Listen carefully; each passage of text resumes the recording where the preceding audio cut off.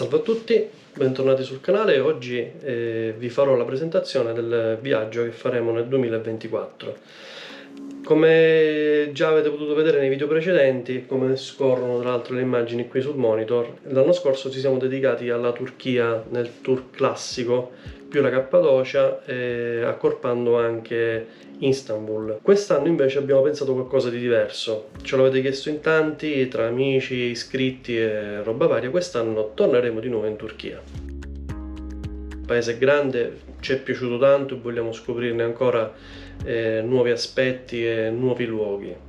Dobbiamo fare un piccolo passo indietro. L'anno scorso abbiamo fatto, come già detto, per chi ci ha seguito sul canale, il tour classico, quindi abbiamo fatto Bergamo, Afrodisia, Efeso, eccetera eccetera. Quest'anno invece ci spingiamo un po' più a est, sud-est, Anatolia, sud-orientale, e quello che comunemente, almeno noi europei, chiamiamo Kurdistan turco. Il Kurdistan turco presenta delle differenze fondamentali rispetto alle mete un po' più blasonate. Si parla di territori influenzati molto da quello che è il clima medio orientale, anche dal punto di vista architettonico. Dobbiamo ricordare che in Turchia sono presenti oltre 6 milioni di curdi riconosciuti dalla comunità internazionale, pur non avendo effettivamente un paese, uno stato riconosciuto. Il Kurdistan si divide tra vari paesi, tra cui la Turchia, l'Iran e parte dell'Iraq. Io avevo progettato di andare in Iran già da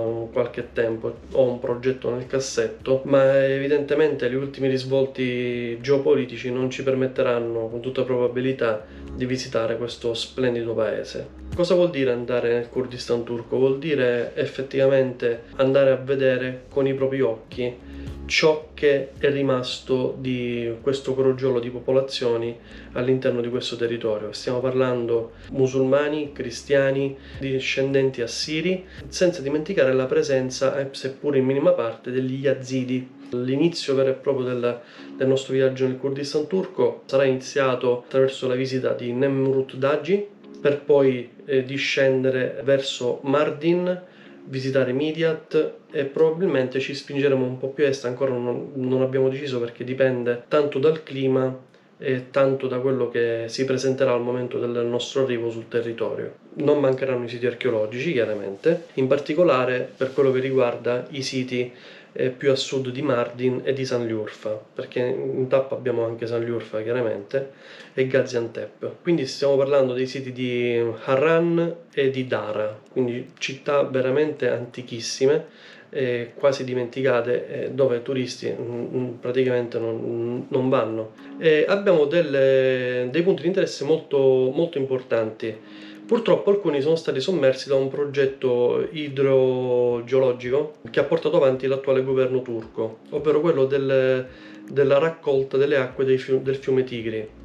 Sono state sommerse per questa motivazione importantissime e antichissime città kurde, come per esempio Hasankeyf. E noi proveremo comunque a passarci, con tutta probabilità ci andremo, per vedere ciò che ne è rimasto. Sarà una tappa molto importante in quanto non esistono mappe stradali in questo momento perché il territorio è in continua evoluzione, e quindi ci dovremo affidare alle indicazioni sul luogo o indicazioni da parte dei locali. Stesso problema idrogeologico lo avremo tra Sanliurfa e Gaziantep. C'è un punto di interesse molto importante che sarebbe Zeugma, un'antichissima città romana con dei mosaici spettacolari. Questi mosaici effettivamente dopo che la Zeugma è stata sostanzialmente sommersa dall'ingrossamento delle acque del Tigri, sono stati raccolti e messi nel museo dei mosaici a Gaziantep. Il problema è che, per quanto loro lo dicono come visitabile,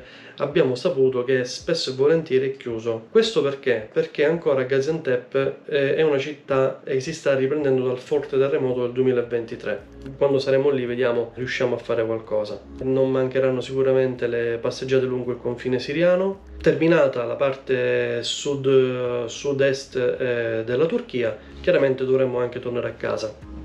Abbiamo deciso di ripassare di nuovo su Chizzalesi per fare una notte, quindi costeggeremo una parte che ci porterà quasi fino ad Antalya, ma non andremo ad Antalya, ci fermeremo a Side, dove andremo a visitare ciò che non abbiamo potuto visitare l'anno scorso, ovvero Aspendos. Tra l'altro, avendo a disposizione un giorno intero, probabilmente visiteremo Aspendos in tutta la sua totalità, perché molti non lo sanno, ma Aspendos non è... la parte più famosa effettivamente è il teatro, però c'è anche la città antica che è stupenda, è qualcosa di meraviglioso e va secondo me visitata. Se il tempo lo permetterà, se non saremo particolarmente stanchi dalle visite dei giorni precedenti, sicuramente faremo tutto il sito archeologico di Aspendos. Quindi faremo anche una visita a Side, al suo sito, è in città, molto bello sicuramente.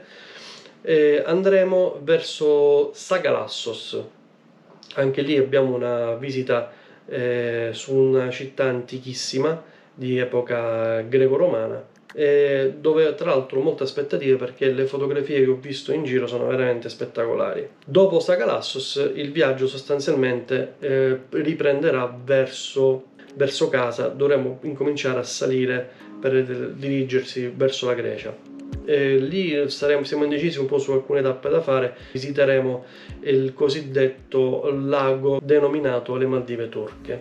Vedremo che cosa fare per tornare verso la Grecia e quindi verso il traghetto che ci porterà di nuovo in Italia, ma questo lo decideremo sicuramente in itinere. Dove non andremo? Non andremo sicuramente nella zona di Hakkari, quindi parliamo della provincia che confina direttamente con l'Iran. Dell'est estremo della Turchia, secondo me merita un approfondimento in una terza parte del viaggio che non so se faremo o se la progetteremo tra qualche anno.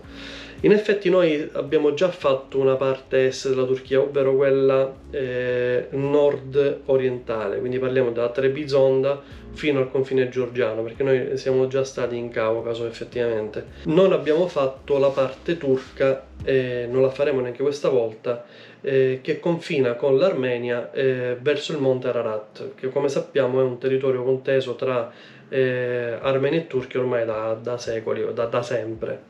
Per questo tipo di viaggio, secondo me, quindi la visita a punti di interesse come Ishaq Pasha e delle zone sicuramente splendide, non le faremo. All'inizio avevo progettato di fare un giro un po' più lungo, ma rispetto ai giorni che abbiamo deciso di dedicare a questo viaggio, viene molto difficile arrivare anche fino all'estremo est. È probabile che sia più interessante invece organizzare un viaggio che si dedichi proprio a tutta la parte est fino ad arrivare al confine con l'Iran e perché no, magari anche arrivare in Iran, chi può dirlo. Problema mappe, soprattutto al confine con la Siria. E per questa motivazione qua mi sto procurando in loco una cartina fatta da locali che mi permetterà comunque di crearmi un roadbook e seguire le indicazioni stradali presenti in loco, perché purtroppo la morfologia stradale è stata variata negli ultimi 2 anni. Ciò perché, siccome la zona è particolarmente militarizzata, per evitare di creare strade e stradine, molte sono state sostanzialmente cancellate. Quindi le troviamo ancora su Google come percorribile, però di fatto non esistono, sono degli sterrati chiusi dove non è possibile andare. Ricordiamoci che in Siria, oltre il territorio turco, esiste una zona cuscinetto che è stata creata per evitare proprio il passaggio di rifugiati dagli ultimi eventi bellici avvenuti in Siria. Quindi in questo momento le forze turche controllano quella striscia siriana in maniera predominante, quindi sappiamo che la zona è altamente militarizzata, sappiamo che le strade non sono perfettamente quelle che vengono indicate su Google Maps, ma l'unica strada certa è quella che costeggia il confine siriano in maniera parallela, quindi è una striscia di asfalto che viene usata praticamente anche dai militari per portare truppe, rifornimenti e quant'altro. Questione sicurezza. Come molti sanno, sul sito Viaggiare Sicuri, che io sono convinto che molti consultano prima di viaggiare chiaramente, è possibile vedere che la zona è sconsigliata da parte delle autorità italiane. Questo però dal mio punto di vista è anche un po' un controsenso, anche perché è una zona dove non sono previsti visti, è una zona dove tranquillamente arrivano voli e dove negli ultimi 20 anni non ci sono stati attacchi terroristici o quant'altro. È chiaro che è una zona particolare, è una zona militarizzata, in quanto ogni tanto la popolazione curda fa le sue dimostranze in termini politici. Come sapete, la maggior parte delle persone in questa zona sono curdi e non vedono di buon occhio l'attuale governo, con tutta probabilità. Magari mi sto sbagliando, se qualcuno sa qualcosa magari lo può scrivere sotto nei commenti.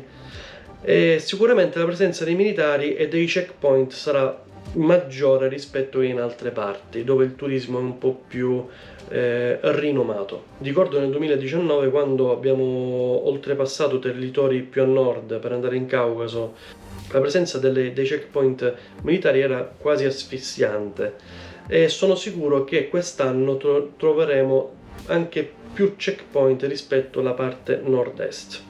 Ma questo si sa, stiamo parlando di un territorio che confina con la Siria, un territorio che in questo momento è soggetto a delle attenzioni politiche maggiori, anche rispetto alla situazione politica che sta vivendo la Siria e dei rifugiati che in essa vivono. Sappiamo benissimo che sarà un viaggio impegnativo, con tante tappe, tanti chilometri, qualche piccola criticità. Siamo già pronti psicologicamente a tutte quelle che possono essere le avversità, anche meteorologiche, perché no, perché quelle non mancheranno sicuramente.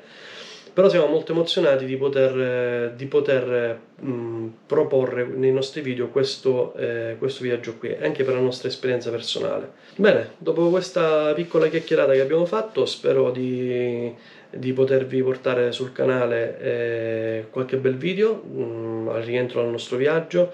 Non faremo più video fino alla partenza, probabilmente, forse qualche trailer tanto per divertirci. Durante il viaggio faremo sicuramente qualche short, qualche reel tramite i nostri social che vi consiglio di seguire. Se siete curiosi di sapere come andrà il nostro viaggio, seguiteci sul canale, iscrivetevi perché io non l'ho ancora fatto, e ci vediamo alla prossima.